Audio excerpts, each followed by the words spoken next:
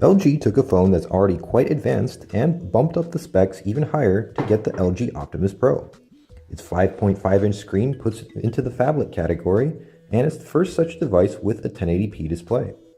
The Optimus G Pro is also one of the first devices with the new Snapdragon 600 chipset.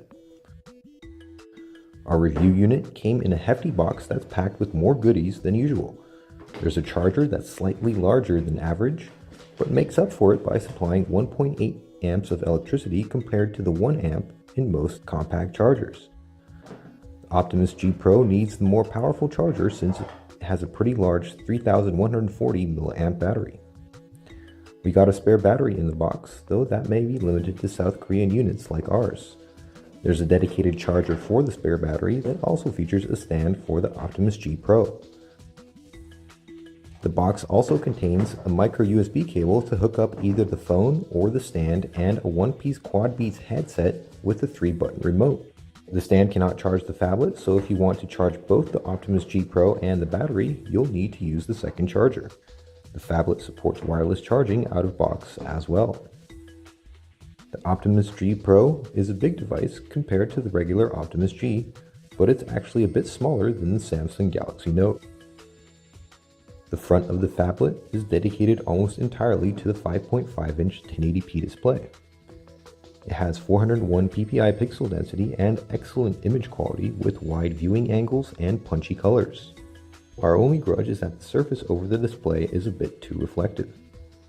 Below the screen is a hardware home button with RGB backlighting, which can be customized to show different colors for different events. On the left, there's a Q button, which can be set to launch any app. The back of the Optimus G Pro houses a 13 megapixel camera with LED flash and the loudspeaker grill. The back is removable to give you access to the battery, micro SIM, and micro SD card slots.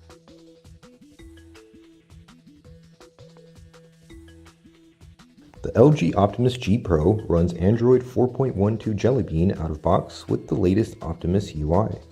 The Snapdragon 600 chipset is the most powerful chipset that can currently be found in a mobile phone, so you can bet everything runs smoothly. LG has reworked the Q-Slide multitasking feature, and now it supports up to 2 floating windows. These windows can be resized and made partially transparent, but only 7 apps support Q-Slide at the moment.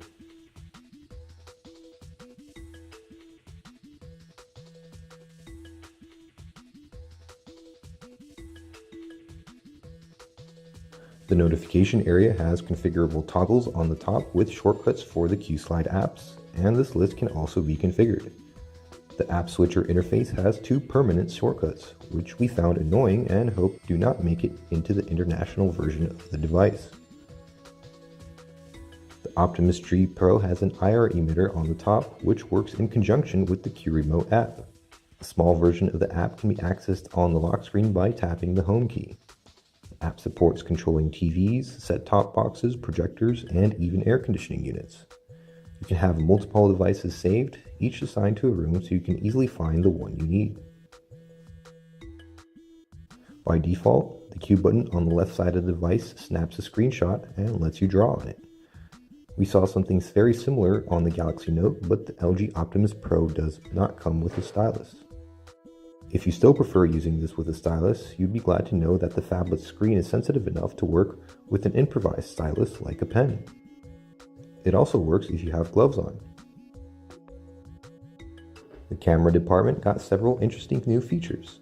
The still camera can create VR panoramas, which is LG's name for photospheres, and features intelligent auto mode for automatic scene selection.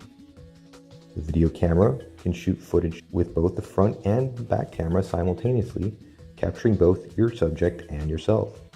One camera feed fills the screen while the other feed is displayed in a small viewfinder. You can switch between the two in the middle of recording. The video camera also received an HDR video mode.